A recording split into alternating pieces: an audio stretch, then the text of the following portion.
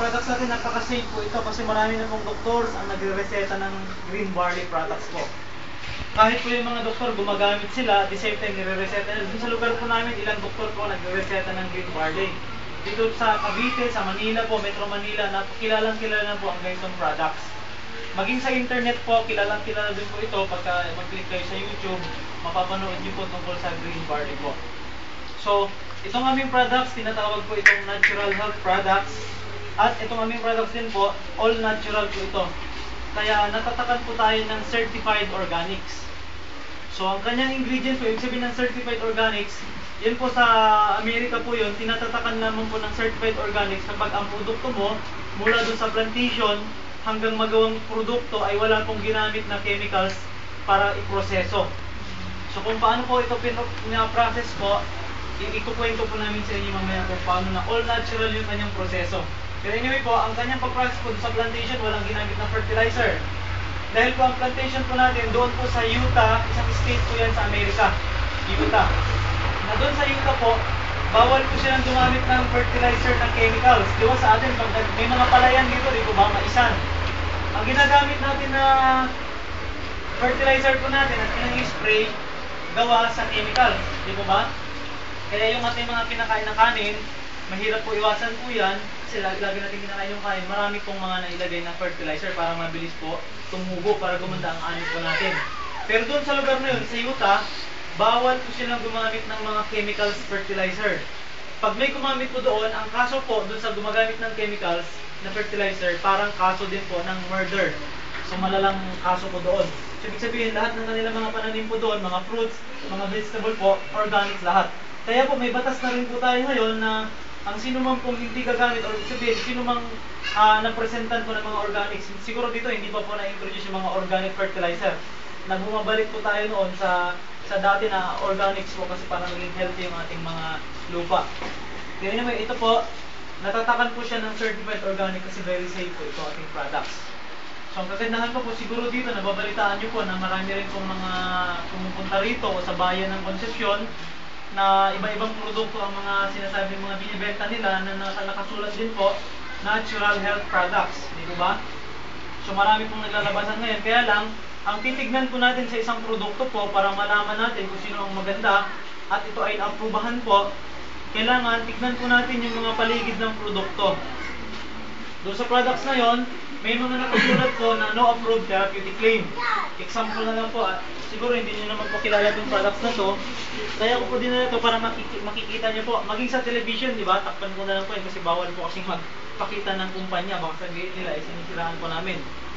May nakasulat po dyan, no approved therapeutic claims. Siguro hindi nyo po nabasa. Yung iba nababasa po nila. Na ang kahulugan po niyan, hindi pa po napapatunayan na nakakagaling itong produkto. Okay? So lahat po ng food supplement, kahit mapapanood natin sa television, yung mga food supplement po na pinapatalas-talas po, sa bandang dulo ng advertisement po nila, may nakasulat, no approved therapeutic claim. Di ba binibilisan po nila kaagad, no approved therapeutic claim. Ibig sabihin po, yun ay food supplement lang. Dadagdag lang ng vitamins, minerals sa ating katawan. Pero kung ang sakit ang pag-uusapan, hindi pa daw po napapatunayan na nakakagaling po yun. So yung sa atin po noon, meron po nakasulat dito, no approved therapeutic claim. Kasi hindi pa po na-aprobahan po noon. Pero nung pina-check po nila sa US FDA, nalaman po ng US FDA nung chinek po nila na may kakayanan po itong magpagaling po. So meron po silang chinek, lalong-lalo na po yung sakit sa puso. So napatunayan nila nakakatulong, kaya tinanggal po yung tinatawag na no approved therapeutic claim. Kaya ito, hindi lamang po food supplement ang tawag sa ganitong products ng green barley, tinatawag po itong nutritional medicine. So tinawag na rin po siyang nutritional medicine kasi yung kanyang sustansya po nakakatulong magpagaling ng sakit ng tao. So mamaya papaliwanag ko rin po kung paano siya nakakatulong. At the same time po, kung meron din po kayo makita mga food supplement, sabi nga po sa television, check the label. Titignan daw po natin yung label kung gaano karaming sustansya ang may bibigay sa katawan po natin. So, ito po, makikita po natin, may nakalagay po rito, pag babasahin po natin, hindi po kami ang naglagay po nito. Yung FDA po ang nag-approve na sila ang nagsabi na ito ang mga sustansyang pwede nating makuha sa green barley. So, may nakalagay po rito, 68 micronutrients po. Okay? Ayan, so, based on history naman po, pag-uusapan natin, noong sinaunang panahon po, alam natin ang mga unang sibilisasyon. Naintindihan po natin yung sibilisasyon, di po ba? Sinaunang mga sibilisasyon po, ang Ehipto, ang Egypt, at saka yung China, yan mga oldest civilization po yan, di po ba? Napag-alaman po ng history na ang barley po pala, ginagawa po nila itong pinaka-medicine, pinaka-gamot po nila.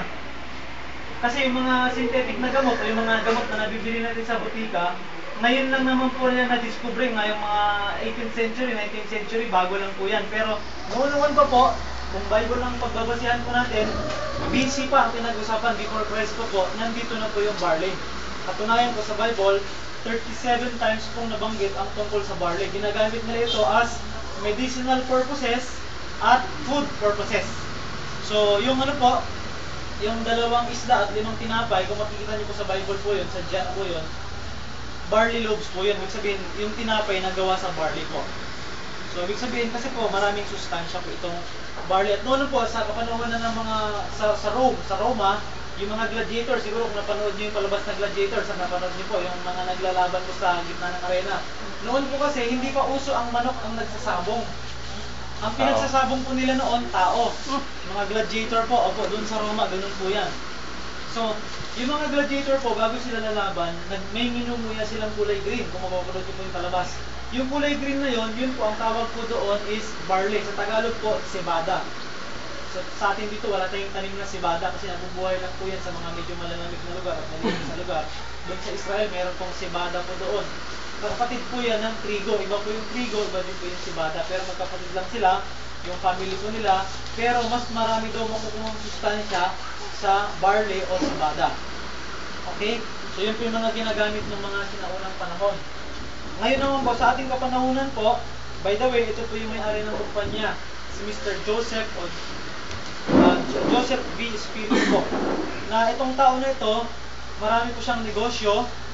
At kaya na-introduce ko pala sa atin ang green barley po. Siya po muna noon, nagkaroon siya ng sakit na cancer.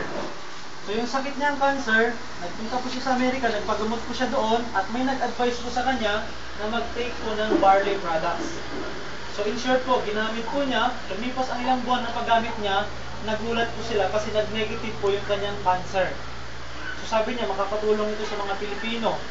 Kaya pina-repack po niya, at nakapatent po ito na walang pwedeng gumaya sa atin. Itong ating produkto. Okay, so hindi lang po ito pure na barley po ang laman nito, hinaluan po ng mga fruits. Kasi pag barley lang po ang inumin natin, mahinilo po tayo kasi mapait po ito. Kaya hinaluan ng mga prutas para mayroon na rin po siyang tamis. At the same time, hindi po ito nakakatakot sa mga taong may diabetes. Kasi may mga produkto na juice form po yun na pag naparami ka ng inom, tataas yung blood sugar mo. Sa iba po yun. Pero sa atin, kahit maparami po ang inom natin ng mga diabetic person, mas maganda kasi lalong nino-normalize yung blood sugar. Katunayan po, dito sa box, sa bottle po natin, may nakasulat, suitable for diabetic person. Ibig sabihin, pwedeng inumin ng mga diabetic person. At marami pong magpapatunay dito sa ipapakita namin mamaya ng mga prueba na napakarami na pong may mga sakit na diabetes, may mga high blood na natutulungan ng products. Katunayan din po, hawak-hawak niyo po yung flyers niyo ngayon. Sa bandang harap po tayo sa harap po. Alam niyo daw po ba, ang mga nakasulat po rito, bago po nailagay dyan,